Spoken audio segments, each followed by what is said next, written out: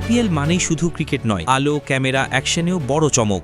দীর্ঘদিন ধরে দর্শকদের অভিযোগ ছিল সম্প্রচারের মান নিয়ে, কিন্তু এবার যেন পুরো গল্পটাই বদলে যেতে চলেছে। ক্যামেরা বদলেছে, প্রোডাকশন বদলেছে, প্রযুক্তির ভাষা বদলেছে। কোটি টাকার ক্যামেরা বাক্স থেকে বেরোচ্ছে, ব্যাগে ঢুকছে নতুন প্রজন্মের চোখ। স্পাইডার ক্যাম না থাকলেও ড্রোন, ব্যাক ক্যাম আর আধুনিক প্রযুক্তি দিয়ে বিপিএল শুরুতেই চমকে দিতে প্রস্তুত আয়োজকরা। প্রশ্ন একটাই, এবার কি সত্যিই বদলাবে বিপিএল এর সম্প্রচারের অভিজ্ঞতা? বিপিএল এর সম্প্রচার নিয়ে আরও বিস্তারিত থাকছে প্রতিবেদনে।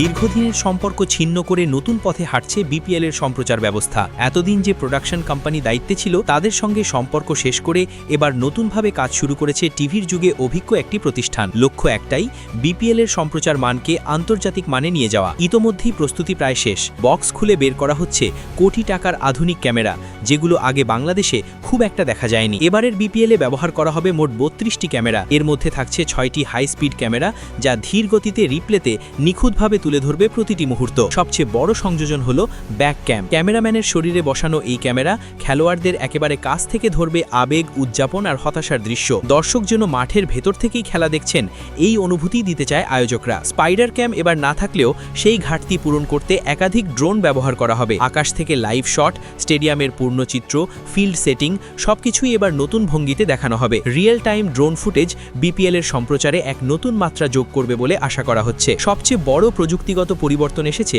নো বল শনাক্ত করা ও রিপ্লে ব্যবস্থায়। আগের অনেক প্রযুক্তি বাদ দেওয়া হয়েছে। বহু বছর পর বাংলাদেশে ফিরছে বিশ্বমানের আমেরিকান ব্র্যান্ড এনজিপির ক্যামেরা, যেগুলো বিশ্বকাপ ও বড় আন্তর্জাতিক টুর্নামেন্টে ব্যবহৃত হয়ে আসছে। এই ক্যামেরার মাধ্যমে বলের গতিপথ, ফ্রেম বাই ফ্রেম বিশ্লেষণ এবং সিদ্ধান্ত গ্রহণ আরও নিখুঁত হবে। কর্তব্যরত ব্রডকাস্ট টিমের সঙ্গে কথা বলে জানা গেছে, এবার সম্প্রচারের কোয়ালিটিতে বড় ধরনের উন্নতি আসবেই।